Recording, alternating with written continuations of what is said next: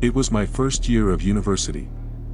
I had just finished unpacking all of my belongings into my dorm room, placing my clothes into the small closet and setting my laptop on the desk by the window. My parents helped me carry in the last few boxes before saying their goodbyes and leaving campus. As soon as they drove away, the reality hit me. I was completely on my own now. Later that same day, my roommate finally arrived. From the moment he walked in, I could tell something wasn't right. I stood up and introduced myself, holding out my arm for a handshake. He froze for a moment, staring at my hand as if he didn't understand what I was doing. After a few seconds, he laughed awkwardly, said "Oh," and gave me the weakest handshake I had ever felt. It was cold and lifeless, like shaking a dead fish. He didn't even introduce himself. I had to ask. His name was Evan. I tried to make conversation, where he was from, what he was studying, but every response was either yes or no. Occasionally, he would force a strange smile or let out a short, uncomfortable laugh. Within minutes, the conversation completely died. Soon, we were both sitting on our beds, laptops open, not saying a single word. I already knew I wanted a different roommate. Anyone would be better than Evan. At the time, I thought he was just painfully awkward, maybe socially anxious. I had no idea how wrong I was. That evening, I walked around campus to explore. When I returned to the dorm later that night, Evan was still sitting in the exact same position he was in when I left. I said, "What's up?" He didn't respond. I wasn't surprised. Around 9:30 p.m., with nothing else to do, I turned off my lamp and went to bed. I didn't fall asleep right away. Evan stayed on his laptop until nearly 3 in the morning. When he finally closed it, I fell asleep almost instantly, but less than an hour later, I woke up. The room was filled with moonlight. The blinds were open, even though I was sure they had been closed earlier. As my eyes adjusted, I noticed Evan sitting on the edge of his bed. Staring directly at me, I sat up, rubbed my eyes, and asked, "What the hell are you doing?" He whispered, "Sorry," and slowly laid back down. The next morning, Evan was gone. It felt strange, like it was the first time he had ever left the room. That Saturday was orientation day. While walking with my group past the campus gardens, I overheard 2 students whispering, "What is that kid doing in there?" I looked. It was Evan. He was sitting in the dirt behind a patch of bushes, rubbing the bark of a tree with his hands like he was fascinated by it. The orientation leader didn't notice, otherwise I'm sure she would have said something. I kept walking, eventually telling the 2 students that he was my roommate. They apologized to me. Later that day, I found out my request for a room change had been approved. Things finally felt like they were getting better. That night, I returned to pack my things. Evan was sitting in the desk chair, facing the door. I said hello. He said nothing. I opened my laptop and immediately realized something was wrong. My emails had been opened, emails I knew I hadn't read. Personal folders were accessed. Someone had been going through my computer. When I asked Evan about it, he loudly said no before I even finished my sentence. I knew he was lying, but I didn't push it. While grabbing my pajamas, I noticed my clothes had been moved around too. I didn't say anything. I just wanted out. That night, I woke up to the sound of a zipper. I turned on the lamp. Evan was on the floor, going through my bag. When I confronted him, he calmly said, "I think you took my toothbrush by mistake." It was the most clever thing he had said since I met him, and it was still a lie. The next day, I moved into my new room. That Sunday night, after talking with my new roommate, we turned off the lights and went to sleep. Hours later, I woke up to a strange clicking sound. It wasn't constant, just every few seconds. I got out of bed, thinking it might be something harmless. But the sound was coming from the door. Through the peephole, I could see the top of someone's head. They were looking down. Then I realized the clicking sound was coming from the doorknob. Someone was trying to unlock the door. I called the police. Within minutes, they arrived, and outside stood Evan, in handcuffs. I never saw him again.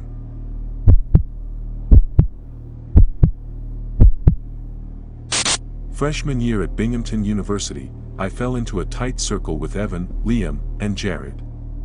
We were inseparable. Parties, weekend adventures, pranks, everything. But one October Friday, our usual routine didn't pan out. Everyone else had plans, except us. "Let's explore the nature preserve," Liam suggested, a mischievous glint in his eyes. "Far side of the lake.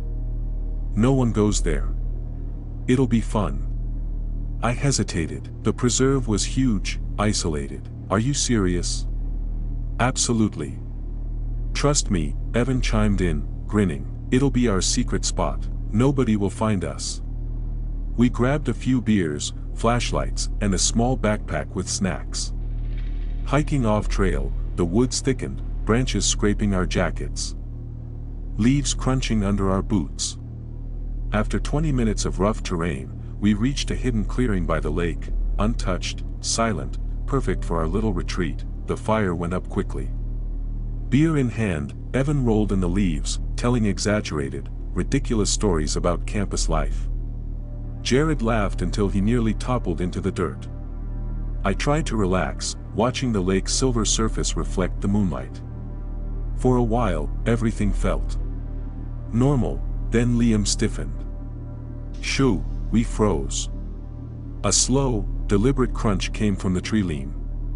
Not the rustle of a squirrel. Not the wind.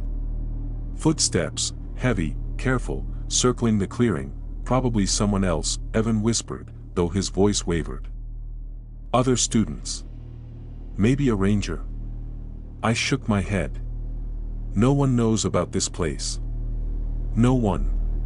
It's too far off trail." The sound grew closer. Crunch. Snap. Crunch. Slow, deliberate, impossible to ignore. Panic gripped me. I stuffed my beer bottle into my backpack, heart hammering. Suddenly, a branch flew, landing squarely in the fire pit. Sparks erupted. Jared bolted. Liam and I froze, unsure if it was a prank. Another branch hit Liam square in the shoulder. Blood ran down his arm. I grabbed him, dragging him through the brush. Crunch, crack. Something followed. Shadows moved unnaturally between the trees, pacing us, following, but never fully visible. We ran until we hit the road bordering the preserve, lungs burning, clothes torn. We looked back, figures pacing at the tree line, hunched, moving in sync with some silent rhythm. 10 minutes. Then gone, shivering, we swore never to return after dark. Even daylight felt wrong. The preserve was alive. Watching. Waiting. The next week, Evan dared to go jogging alone. He called me later, voice trembling. "I swear. I felt someone behind me. Watching. Not walking, running, no, just there, staring." Jared refused to go near the lake. Liam laughed nervously when we talked, but his eyes betrayed him. He saw it too. Weeks passed. We tried to rationalize it, deer, hikers, imagination, but deep down, we knew. Whatever it wasn't human. One night, I stayed late in the dorm doing homework. Window open. Wind carried whispers through the trees. Crunch. Snap. Crunch. A haunting echo of that night. Evan emailed me one night in a panic. "I swear I saw it moving in the shadows, waiting for me. I can't go back. Not alone. Not ever." We never returned to the preserve after dark. And sometimes, when I drive past it now, the branches scratch the side of my car like fingernails, and I hear it again. Watching. Waiting.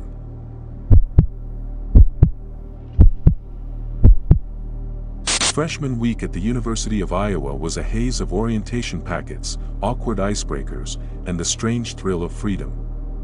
My roommate, Blake, was a whirlwind of energy, already obsessed with fraternities.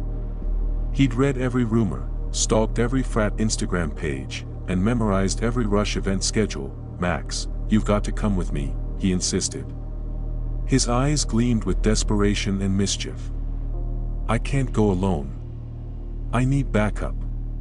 Just one party. One. You owe me." I wanted to say no. I really did. Parties weren't my scene, and the idea of stepping into a crowd of strangers while sober sounded terrifying. But Blake's pleading, combined with the relentless persistence only a freshman could muster. Wore me down. Fine. One night, I muttered, we drove 20 minutes off campus to a part of downtown I'd never seen. The streets were cracked, neon signs flickering in the darkness. Graffiti crawled up the walls. The neighborhood smelled of gasoline, fried food, and something metallic that set my teeth on edge. Blake slowed the car in front of a building on the corner, a house that looked like it had survived one too many winters. Paint peeled from the siding. Windows were boarded, but through a narrow crack, we could see flashes of colored lights and hear thumping bass. The air hummed with the promise of chaos. This is it, Blake said, excitement barely contained. The hidden frat. No one even knows about this place.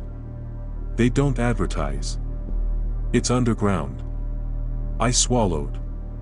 The word underground felt literal. The house exuded a presence, dark and heavy, as if it were waiting for something, or someone. We knocked. A short, sweaty guy in a stained white tee yanked the door open before we could speak. "Yo. Come in," he said. His voice was casual, but there was something sharp behind it, like a blade hidden in cotton. Inside, chaos reigned. About 50 people pressed into a dim, windowless living room. The air was thick, almost viscous, carrying the scent of sweat, cheap alcohol, and desperation. Music thumped violently, reverberating through my chest. I noticed the girls first, 2 of them near the keg, staring at nothing, trapped in a sea of bodies. Their expressions were frozen in discomfort. Something about them was wrong. Blake grabbed my arm. "Relax. Just blend in." The crowd pressed in, bodies brushing against me in waves. I felt trapped. The walls were closing in. My stomach churned. Every laugh, every shout felt amplified, like the room itself was alive. "Hey, I'm Blake's friend." I muttered to a random guy, hoping to anchor myself. He nodded, barely looking. I moved toward a corner. I noticed a small hallway leading deeper into the building, dimly lit. A faint smell of cleaning fluid mixed with something acrid, metallic, made me gag. Then a hand pressed a tiny bottle into mine. "Drink this. It'll get you gone," a heavy-set man said, breath smelling of cheap vodka and decay. Something about the way he watched me made my skin crawl. I downed it. Fire scorched my throat, vision blurred. The walls tilted. Music became a distorted thump, echoing in a cavern inside my skull. The world spun. I tried to focus on Blake, but his face swam in and out of reality. Everything became shadows and strobe lights. The crowd pressed closer, and I felt small, and then darkness swallowed me, woke to silence. Or something like silence. Darkness wrapped around me like a shroud. My head pounded. The bed beneath me was narrow and hard. I tried to move. My body obeyed, but slowly, like I was underwater. Muffled music thumped from the walls, distorted and rhythmically off. A faint scent of alcohol and metal lingered. My eyes adjusted. The room had no windows. The ceiling was low, dark, almost suffocating. Then I heard it, crinkle. Crinkle, plastic bags being stepped on in the closet. My pulse spiked. My heart thundered in my ears. I bolted upright, but the floor felt sticky. The door creaked. Blake was gone. The room was silent except for the occasional crackle from the walls. I stumbled toward the door. Opening it led into a dim hallway, walls lined with lockers and doors. Shadows moved unnaturally. I tried to call Blake, but my voice caught in my throat.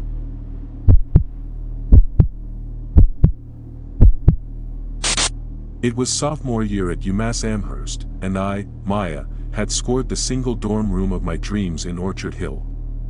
Tucked away in a quiet corner, far from the main hallway, with a window overlooking the trees, it felt like my own private sanctuary. The first few weeks were perfect. Books neatly stacked. Posters on the walls. My laptop buzzing with music late into the night. My roommate, Simon, kept to himself, polite, quiet, no drama. Everything was normal. Too normal, maybe. The first faint tap tap tap came one Thursday night while I was studying. I paused. Tap. Tap, come in. I called, trying to sound casual. Silence. I opened the door. The hallway was empty. I checked the main corridor. Still nothing. Weird, I thought. Probably a loose vent, or maybe Simon messing with me. The next night, the knocking returned. Louder. More insistent. Knock. Knock knock. My pulse raced. I grabbed a flashlight, swinging it down the hallway. Nothing. Doors closed. Shadows stretched unnaturally along the walls. I whispered to myself, it's nothing. Just the wind. But I didn't believe it. Sleep became impossible. Every floorboard creak, every whisper of whine through the vents felt amplified. My imagination ran wild. My textbooks could not ground me anymore. Then came the bang bang bang at 2:15 a.m. Furious. Deliberate. Like someone was trying to tear down my door, heart hammering. I flung it open. The hallway was empty. I ran to the end corridor. Nothing. Then I saw it. A shadow moved, broad-shouldered, wearing a hoodie, vanishing around a corner. I chased it, skidding on the polished tile, adrenaline flooding my veins. The bathroom door slammed shut. I kicked it open. Darkness. I flicked on the light. 2 stalls. Both doors closed. Under the left stall were heavy black work boots. No ankles. No legs. Just boots standing there. My stomach dropped. I yanked the door open, empty. Then I heard it, a wet, rasping giggle. Not playful. Not young. Old. Broken. Twisted. My blood ran cold. I bolted back to my room, slammed the door, and buried myself under pillows. The knocking never stopped. Tap. Tap tap. Some nights it lasted for hours. Sometimes it came just once, but it left me frozen for minutes, breath shallow, every nerve screaming. Simon noticed. At first, he laughed nervously. It's probably a prank, he said. But after the third night, his smiles disappeared. One night, I swore I saw a face peeking through the peephole. Pale. Wet-looking. Hair matted. Not human. I froze. When I blinked, it ducked away. Another night, the knocking wasn't at the door, it was inside the room, small taps from the corner. I turned. Nothing. A shadow flickered across the walls. I stopped sleeping near the window. The wind now carried whispers, hissing voices in the trees, repeating tap. Tap tap. Over and over, weeks passed. Other students claimed they heard nothing. Dorm pranks, they said. Old pipes. But Simon admitted one night, his voice shaking, I saw the boots. I swear. Right in front of me. No one there. Just boots. That's when I realized it wasn't just the corridor. It wasn't just my door, the presence was choosing us, watching us, feeding off our fear. Every time I left the room, I felt eyes on my back. Every shadow twisted unnaturally. The wind whispered my name, and the knocking, it never went away. Not completely. Not even now. Even years later, when I drive past Orchard Hill, my heart jumps. I hear it faintly in the wind, tap. Tap tap. Tap. It was never a prank, it was something else, something that chose me. Chose Simon, and it waits, patient, silent, hungry.